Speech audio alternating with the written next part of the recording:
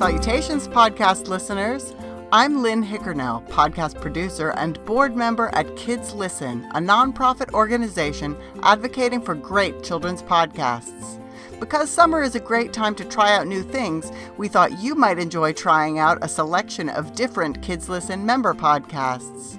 This episode features small tastes of shows to pique your curiosity, stretch your imagination, tickle your funny bone, and help you find calm. Enjoy this 2023 Kids Listen Summer Sampler.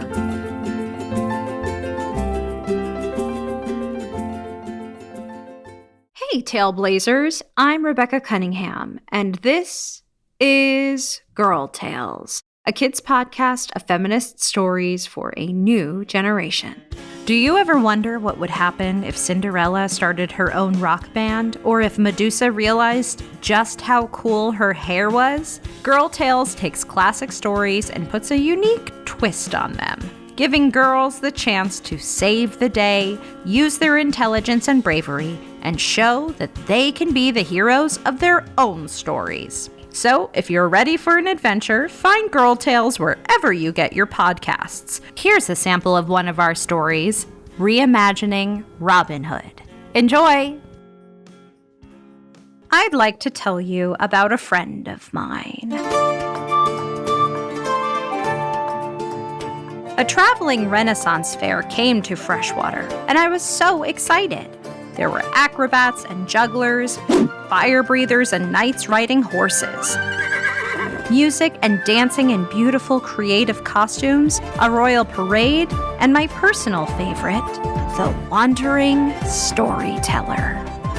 A beautifully hand-painted sign hung on the outside of her caravan. It read, "Fireside Stories at Sundown, the many adventures of young Robin Hood." The wandering storyteller waited until the sun had slipped away below the peaks of the tall pine trees to the west. She stood beside a crackling campfire, the flames dancing joyfully in the growing darkness, and greeted us. "Come, my friends, join me, please. Who's feeling brave? A front row seat. The time has come to part the eaves and share a tale of daring deeds." Once we had gathered in a crowd abuzz with excitement and curiosity, the wandering storyteller began to weave her tale. One of the joys of being a human is sharing our stories, which also illuminate values and morals that help us make choices. How do we choose to use the power of our voices? We begin our tale with the greedy King John, who is new to the throne, hasn't sat on it long. His big bro, King Richard, left Johnny the crown, rode off toward adventure.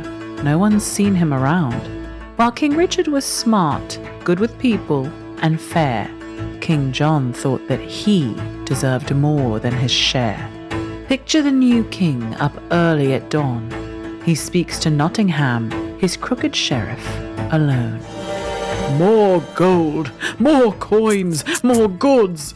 My royal bank vault must be filled to the rafters by the next full moon." "My king, I have a solution. Pass a new law, a royal tax. Calling it tax is a wise thing to do. When you make the laws, make them work best for you. Tax means we take part of each thing that they earn. They'll be left with mere scraps, but that's not our concern." The sheriff to the king did bow, and then let slip a wicked laugh. And every home throughout the land was forced to gather and forfeit half their money, clothing, toys, and food. The people cried, "You can't intrude and steal the clothes right off our backs," said Nottingham. "I'm the sheriff. I'm in power. Pay the royal tax. If any one of you dares to disobey, I'll lock you up and throw the keys away." Feelings of fear spread like a sinking fog across the kingdom. The townsfolk whispered worries to one another. There won't be enough food. We have no money to buy wool for warm clothing or boots. Our children's toes will be freezing when winter comes again. However, piercing through the grim veil of fear and darkness, there was a shining ray of hope.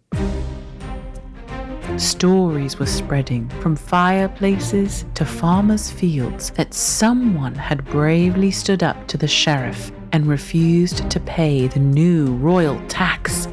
Someone had rallied a group of young, talented townsfolk and called them to a life of virtuous, ethical banditry in Sherwood Forest. The group had named itself the Happy Hoodlums and was determined to steal back everything the king and the sheriff had just taken. It's the book club for kids. It's a book club for kids. It's the book club for kids. It's the book club for kids podcast. Hi, I'm Kitty Feldy. We all need a little humor in our life, and this week's book is just what the doctor ordered. It's Cody and the Mysteries of the Universe by Tricia Springstub. Cody is a bit of a busybody, and our readers at Randall Elementary School in Washington, D.C. think they know why. I would say people act like this because they just need to be involved in something. Like they don't really have that much going on for them right now, so they might want to stick their nose in somebody else's business so they can just be a part of something. But Cody has a good heart. I came to introduce my best friend, Spencer. He's really smart, Cody said. He takes forever to make up his mind, but it's worth it. That's our celebrity reader, actress Peggy Miley. Our writer, Tricia Springstub, says she's nothing like Cody. I'm a real, scaredy cat. I don't like scary movies. I never go on roller coasters. This is the Book Club for Kids, the show where kids talk about books. We'll tell you how you can be on the show a little later on, but first, let's meet our readers. Hello, my name is Amina. Hello, my name is Dominique. Hello, my name is Carter, and we're all in 5th grade, and we're from Randall Highlands Elementary School in Washington, D.C. The name of the book is Cody and the Mystery of the Universe. This book is about a girl named Cody and her best friend Spencer going through school and getting bullied and how their friendship was at stake, but they somehow found a way to fix it. In the beginning, they were talking more about the characters, like Spencer. He liked to play violin, and Cody loved listening to his music. And in the second part of the book, it was more about how their relationship was at stake, and Pearl got in the way, which is Cody's best friend from school. And then at the end, there was these two girls named Maxie and Molly. They were the bullies of the school. Let's talk about Cody. Cody is an odd character. She really wants to guide Spencer throughout his life because he's a new student at school, and she doesn't think that he'll be able to do things on his own, but she comes to a realization when Spencer is doing just fine by himself. What kind of person is Cody? How would you describe her? I think that she is brave, and she's very mother-like because she wants to guide Spencer. I would say Cody is very outgoing and straightforward. What gets her in trouble? I would say she doesn't really know how to control herself in situations, so she kind of blurts out, which gets her into a lot of trouble. What gets her into trouble is when she gets into something that doesn't involve her, and sometimes that gets her in trouble when she's minding other people's business. She doesn't really have business of her own, so she just wants to be a part of everybody else's business. Why do we think people act like this sometimes? Because they have nothing to do, so they just want to ruin stuff for other people.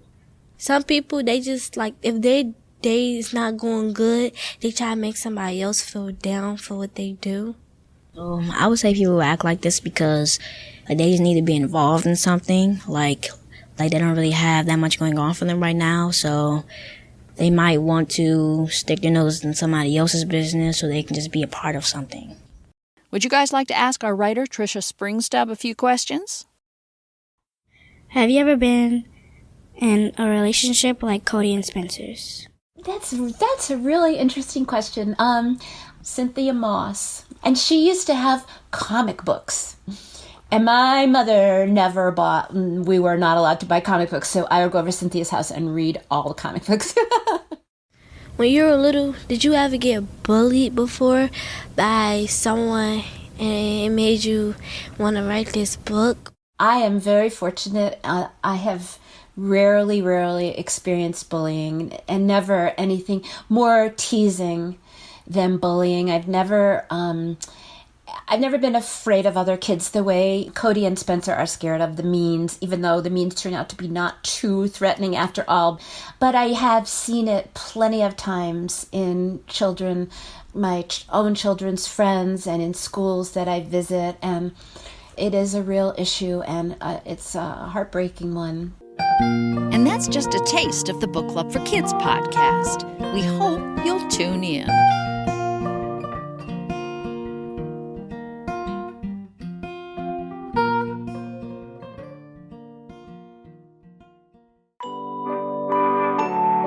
Hello, I'm Noah, and this is Like You, a mindfulness podcast for kids.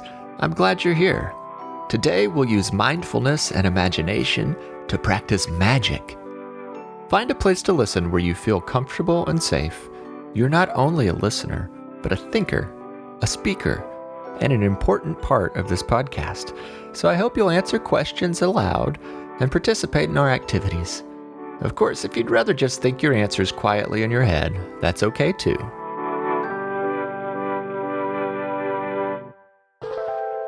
Now, are you ready to make some mindful magic? We'll start with a levitation breathing exercise. Levitation means making a person float off the ground. As we breathe, we'll imagine you are floating. Each deep breath in will lift you up into the air. We'll hold our breath for a few seconds as we imagine floating. Then, as we breathe out, we'll float slowly back down for a gentle landing. So start by sitting where you feel comfortable. Now, close your eyes. Clear your mind. Try not to think of anything at all. Relax and feel your breath slowly going in and out. Now quietly whisper, "I am magic." Can you feel the magic growing inside you? Now, as you take a long, deep breath in, imagine that breath lifting you up off your seat so you're floating in the air. Hold that breath as you levitate in midair. 1, 2, 3. Now slowly breathe out and feel yourself drifting down, down, down. So you're sitting in your seat once again. You did it! That was fun. Let's try levitating again. Imagine that the longer and deeper of a breath you take, the higher you can float. So try taking your very deepest breath. Deep breath in, floating up. 1, 2, 3. Now hold that breath as you float in the air. 1, 2, 3, and a long breath out as you drift safely back down. 1, 2, 3. One last time. Take a long, deep breath in as you float higher and higher in the air. Hold the breath and imagine looking down at the world around you. Then release your breath as you slowly float back down to earth. Now, on the count of 3, we'll all say, "I like me." 1, 2, 3. I like me. I like you too. You are full of wonderful, mysterious magic, and you make the world a better place when you share your magic with others. Now let's wind down by saying a few affirmations. Affirmations are words you can say about yourself to remind yourself how wonderful you are. I'll say each affirmation twice so you can listen the first time and say it together with me the second time. Here we go. I choose my attitude. I choose my attitude. I make good choices. I make good choices. I'm proud of who I am. I'm proud of who I am. I share my magic with the world. I share my magic with the world. I can't wait to spend some time together again soon. Until then, I like you, I'm proud of you, and I'm glad we are friends. Have a happy and peaceful day. I am magic, you are magic, we are magic, don't forget it. I am magic, you are magic.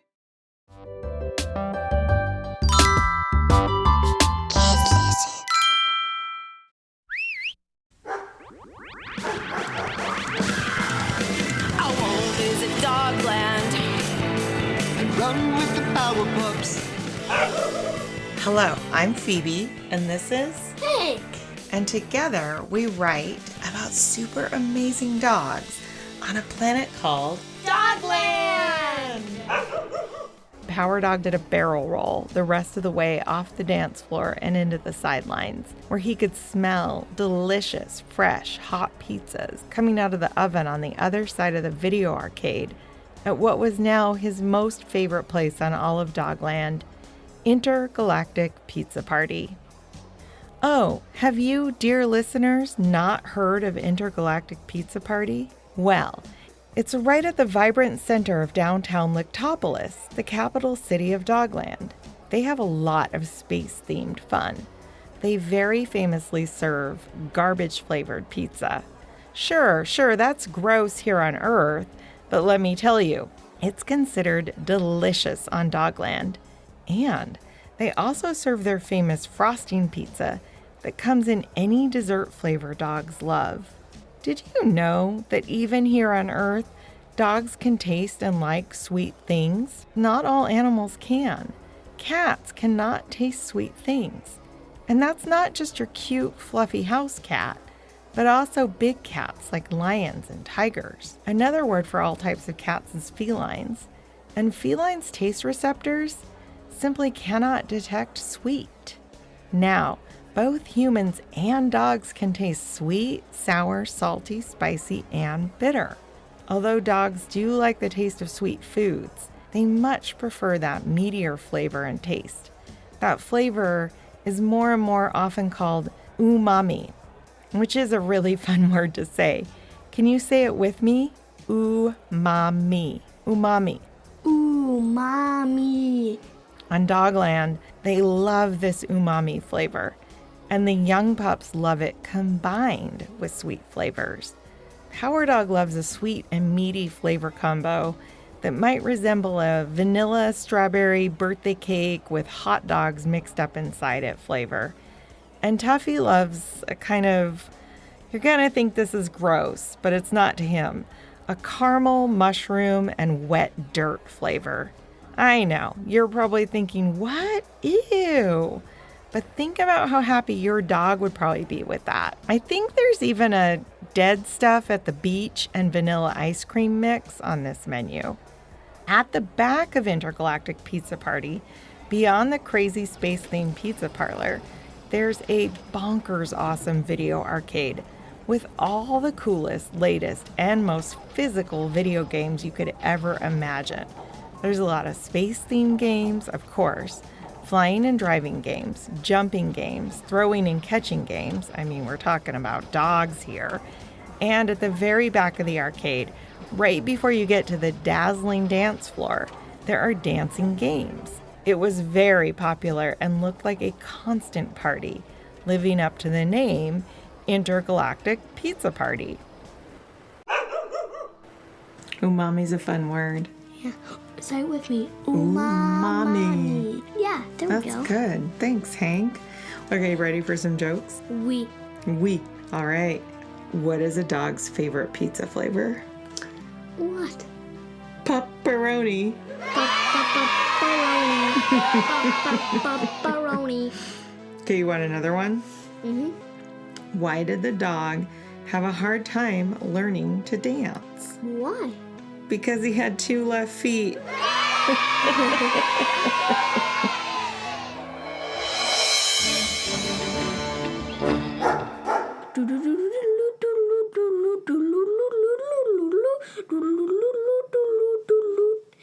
Adventures of Power Dog in Dogland. Hello, I'm Elise Parisian, the host of Unspookable. Unspookable is a family-friendly look at the histories and mysteries behind your favorite scary stories, myths, and urban legends. Each week, along with some help from our child contributors, discuss such topics as Bloody Mary, Charlie Charlie, and Ouija boards to find the stories behind the scares. And important to note that we typically recommend the show for children 8 and up. Now, on to the episode. Soundsington Media! It's the middle of the night. Dead silent, except for the soft sounds that fill a building during the small hours. A faint echoing in the vents. A whisper of footsteps on the linoleum, resounding from earlier in the day when the restaurant was a cacophony of customers. The rustling of an animal in the alley out back. And your own heartbeat. Your own heavy breathing as you watch grainy security cameras. Hand ready to throw the switch at any time. You wait. You are almost out of power. You can wait just a little longer, right? A breath. A moment. And then, just when you let your guard down, bam! A figure appears in the doorway, and it is too late. A scream, and you're done. You already know who it is, who has been stalking you throughout the night. Freddy Fazbear, the animatronic from the runaway hit game, Five Nights at Freddy's. Whether you are a devotee of the games or have never heard of them, we'll head into the depths of Freddy Fazbear's Pizza to figure out just what makes this creepy game tick, and why so many of us are obsessed with it. I'm Elise Parisian, and this is Unspookable.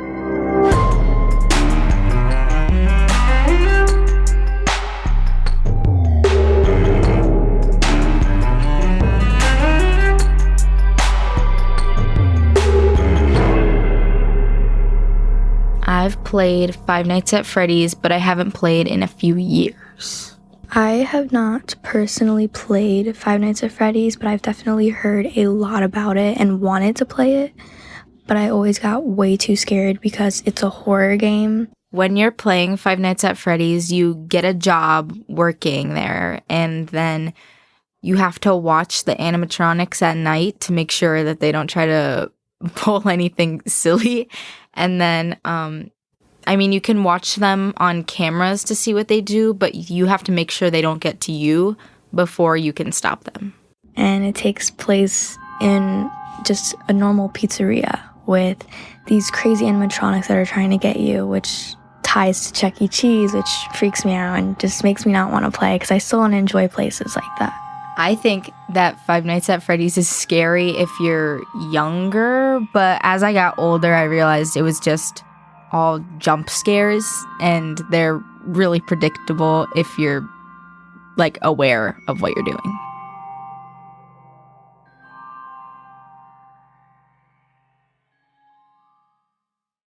Yo, listeners! It's your girl Melly from Stoop Kid Stories podcast, and I am so excited to share a clip of one of my episodes with you all. So, this episode is called McKinley's Mistake, and it's about what happens when you make a big mistake and how you bounce back from it. So, enjoy, and if you want to hear more, you can find Stoop Kid Stories wherever you listen to your favorite podcast. All right, let's go!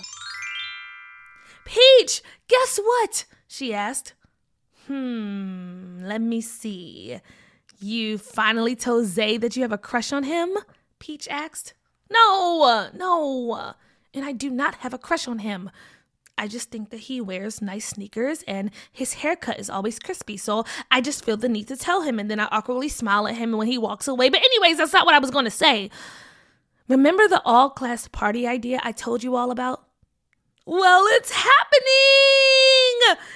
Hey! Yeah! Hey! Oh my goodness, McKinley, that's so lit. Can we come and crash the party? Peach asked. No, it's for my class only. But I'll show you all the pictures and videos afterwards, McKinley responded. Fine. But nah, that's really cool. That's really cool. When's the party gonna be? Peach asked. I'm thinking maybe sometime at the end of the month. You know, since we just came back from winter break, it would be great to have something to kick off the second half of the school year. These winter months can be such a drag, McKinley said. Tell me about it. Spring can't come soon enough. Peach! Cookie yelled from the distance. All right, Mickey girl, I gotta run, but I'm super excited about your party. I'll see you later, Peach said as she ran off. Thanks. Bye. Bye, Cookie, McKinley yelled, and she finished her walk home. She went right upstairs to her room and sat down in front of her computer and started planning. She picked out the theme, which was going to be Cartoon City, and everyone had the choice to come dressed as their favorite cartoon character. She picked out the decorations and her list of snacks and beverages and came up with an amazing dance playlist to jam out to. This party was about to be everything. She made a copy of the flyer and emailed it to her teacher to print out the next morning so she could hang them up all over school. McKinley was very content with her planning, so she fell blissfully to sleep. The next couple of days, everyone in her class was super hype about this party, and that's all they could talk about. McKinley was so happy that everyone was excited, but she also felt a lot of pressure to make sure that everything was perfect. The days went by, and she worked super hard to make sure that everything was in order. She could not mess this up. One Saturday evening, McKinley was sleeping soundly in her bed for a much-needed nap, and her phone started to ring. She looked over at it and saw that it was her friend Hazel calling her, and she decided to ignore it and just call her back later. Then her phone rang again, and she saw it was her friend Tati calling. She ignored her too and turned the ringer off. Then Kiki called. Then after that, Antonio called. Then after that, Amira called. And then after that, she saw that her crush Zay was calling. So this time she answered the phone. Hello? Oh, hey Zay, what's going on? There's a line outside of the school right now? For what? Zay, the party isn't until next week. What? No, I didn't. I put the wrong date. Oh, hang on.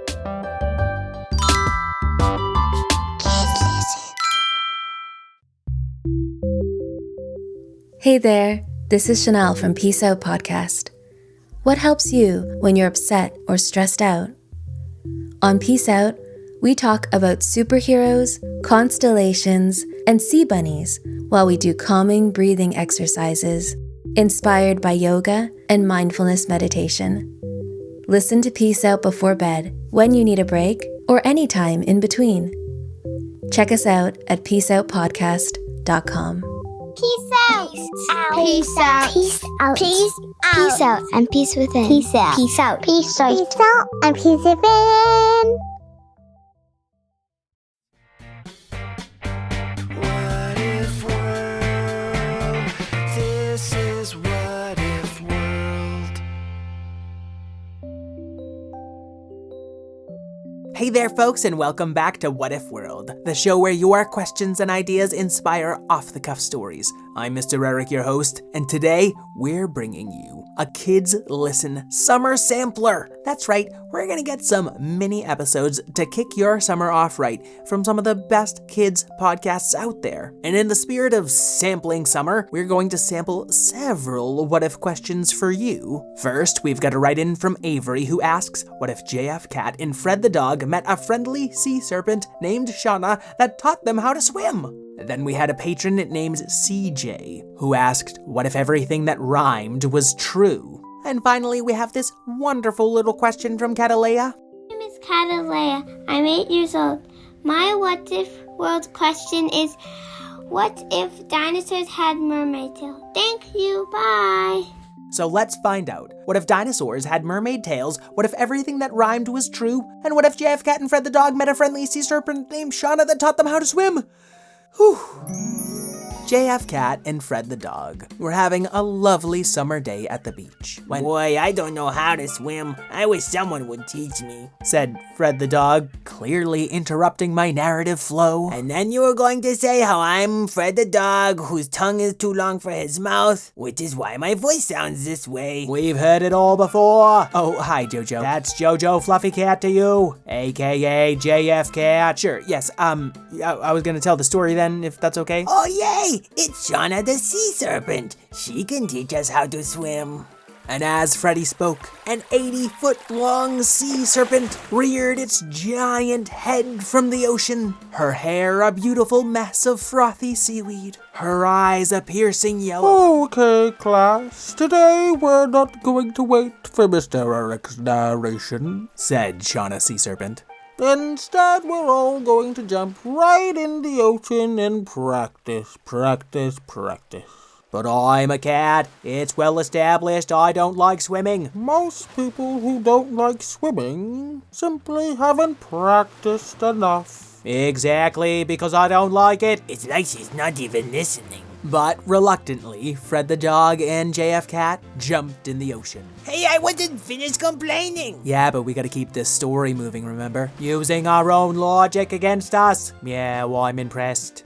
Shauna Sea Serpent had a class full of reluctant animals and wizards and witches and warlocks, and even a few people. But there was one dinosaur on the beach who hadn't joined them in the water. Yeah, give it up for Q-Rex. I don't go in the water. 'Cause now that I'm big, I've got a lot smarter. I don't need to swim to prove something to ya. I'm just gonna rhyme and then say a booyah. Suit yourself, said Shauna Sea Serpent, who had people and creatures hanging from all 80 feet of her fins, and wasn't really pushing to have a T-Rex join. And so it was that Q-Rex was left alone on the beach to build sandcastles and stomp around and spook a few seagulls, as the trepidatious crew of What If World characters seemed to be having more fun with Shauna Sea Serpent, and seemed to be getting more confident with their swimming as they practiced. It doesn't take a wizard to see that swimming is easy. Did you say Zizi? No, honey, he's just bragging. Did you say dragon? No, Draco Max, she's just clarifying. Randall Radbot, are you afraid of flying? I'm not teaching flying this week. Did somebody say we're playing hide and seek? And as the detective Alabaster Zero said hide and seek, suddenly he and all the other swimmers disappeared. Which is a shame, because Mr. Eric didn't get to describe the jean jacket and cut-off shorts that I'm wearing as a bathing suit. I think I had a chance to describe it and chose not to, but can you get back to hiding? Oh, yes, hurry. So as Alabaster Zero hid in his dungaree bathing suit, Q-Rex really felt fully alone. The sun was going down, and its light reflected off the waters in that blinding way it sometimes does right into the eyes of the mightily grumpy Tyrannosaurus. Sunbeams in my eyes, an unwelcome surprise. Oh, what Q-Rex should have been wiser and worn a sun visor.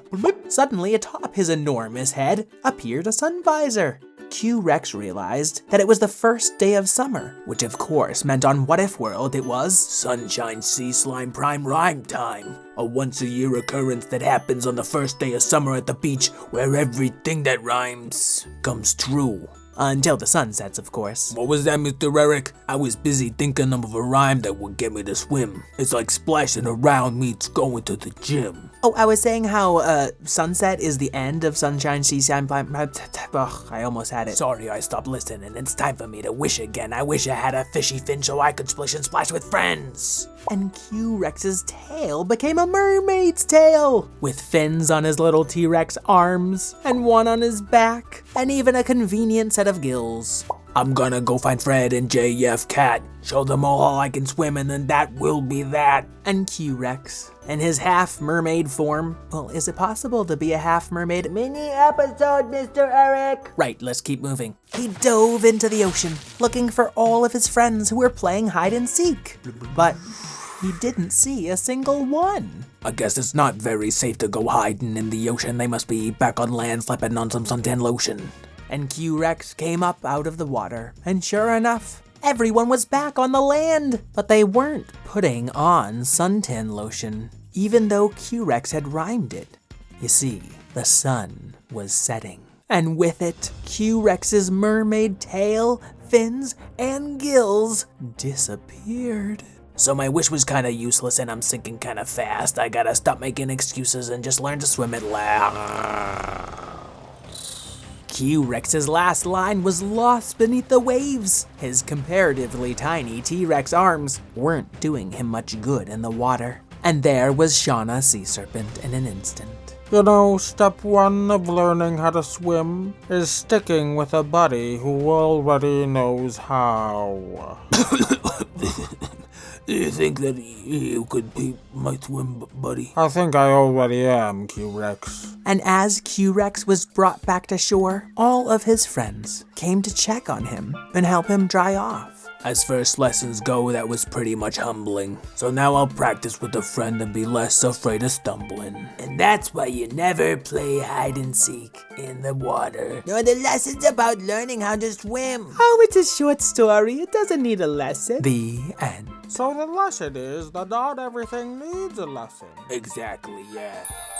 Catalia, CJ, and Avery, thank you for your questions, and I hope you all enjoyed your story. Folks, you can subscribe to What If World wherever you listen to podcasts, and you can get nearly 300 ad-free episodes, including bonus monthly content, by going to patreon.com/whatifworld. I'd like to thank Karen O'Keefe, my co-creator, my producer, Miss Lynn, Craig Martinson for our theme song, and all you kids at home for sticking around to listen to the rest of the Kids Listen Summer Sampler. Until we meet again, keep wondering. What if world? This is What If World. It's a beautiful day for a story, adventure and glory, new friends and old ones too. It's an excellent day to get swept away in a tale, so let us regale you.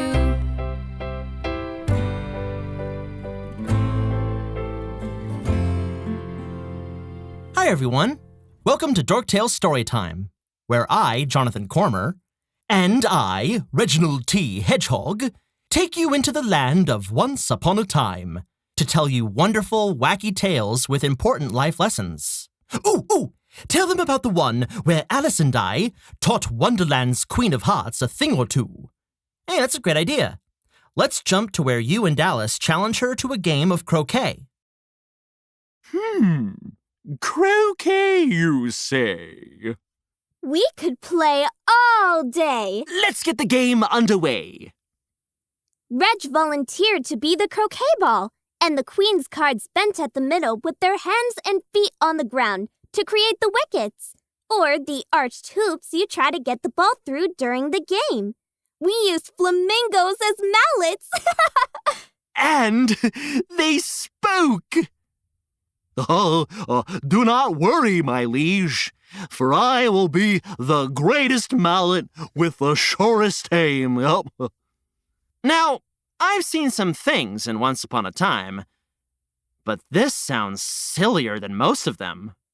That's Wonderland for ya. Yes, it was quite a sight to behold. We couldn't stop laughing. And every time the Queen would miss a shot or knock me into one of her cards, she'd take her frustration out on them and shout, "Off to your beds!" The cards would sulk off with a groan until there were only a few left on the field. And the queen realized she had nobody to be the wickets anymore. It was ridiculous. And I am sad card. By this point, the Queen of Hearts was fuming, so much so that her face was as red as her suit. And on her final swing... You won't believe it! The flamingo that was her mallet sneezed.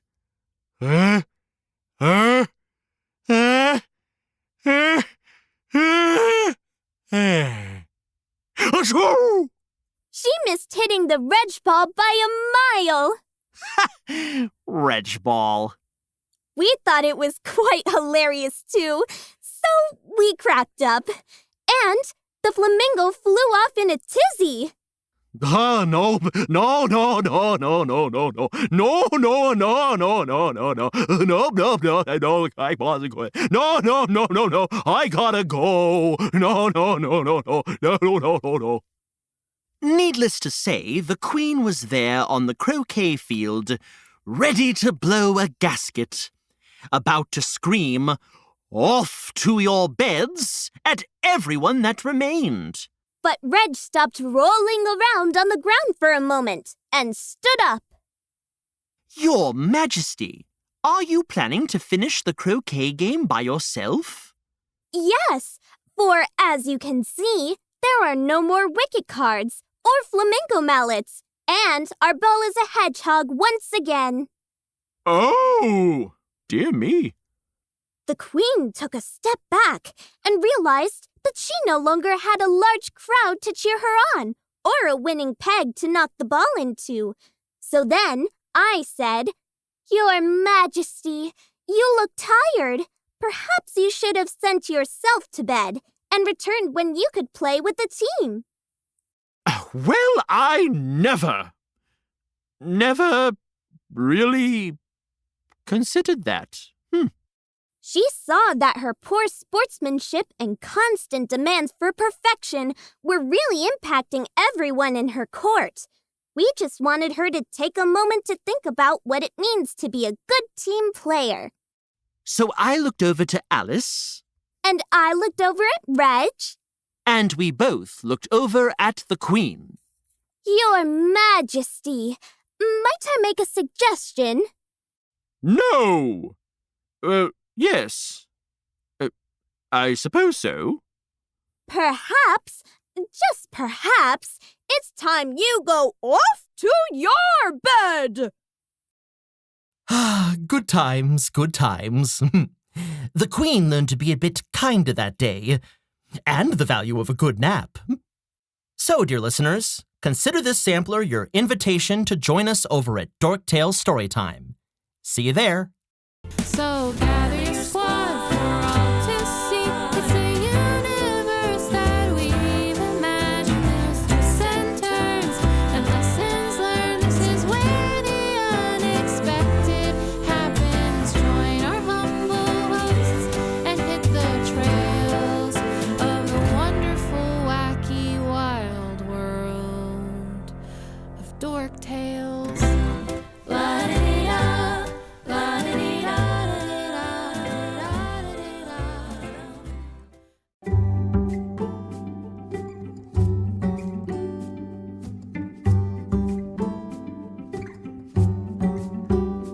My name is Fina Mendoza.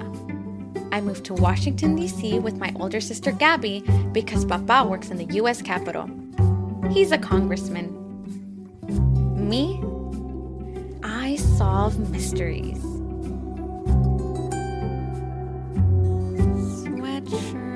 Sweatshirt.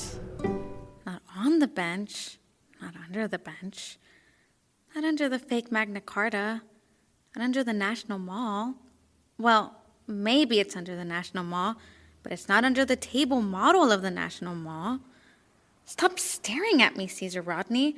Just because you signed the Declaration of Independence doesn't mean you know everything. You're just a stupid statue. You wouldn't even be in the Capitol crypt after visiting ours, Fina Mendoza, if you hadn't lost your school sweatshirt again.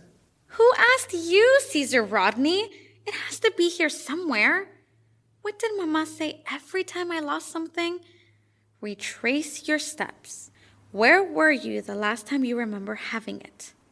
Okay, so I know I was wearing it after school. There were all those crunchy leaves in the park, and I put one in my pocket. Maybe it's up in Papa's Rules Committee room. No, I don't think so. Think, Fina. It's so quiet in here. What's the matter, Fina Mendoza? Crypt's a little too spooky for you? What are you, a scaredy cat? I'm not scared, it's just... Just what? Whatever were you doing in the crypt anyway? The tour groups are long gone. I I came to see the table with the National Mall model, the one with the 2 Washington monuments in the middle. I see. You see nothing. You have marble eyes. I see the real story. You came here because you have no place else to go. Not true. Of course it's true.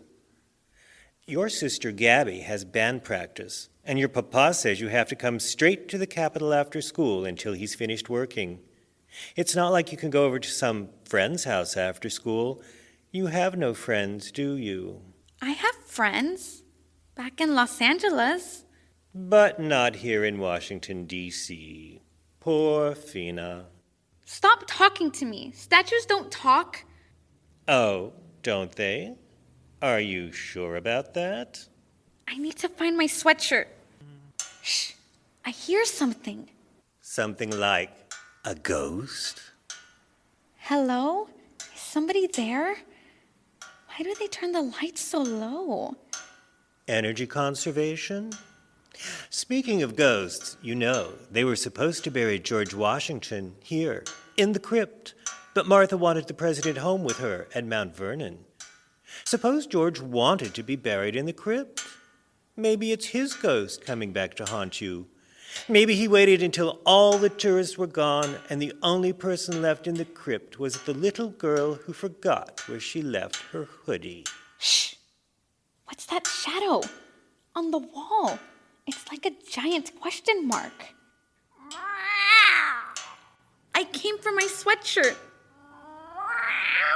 Okay, so it's a stupid school sweatshirt. It doesn't really matter. I mean, if it's lost forever, who cares? Oh, sure, Gabby will probably yell at me about being irresponsible, and Papa will make me use my birthday money to buy a new one. Look, I'm sorry. I'll just leave now. Don't! Could it be the demon cat of Capitol Hill? If you see it, you know you are cursed with bad luck for the rest of your life. Find out on the Fina Mendoza Mysteries, wherever you listen to podcasts.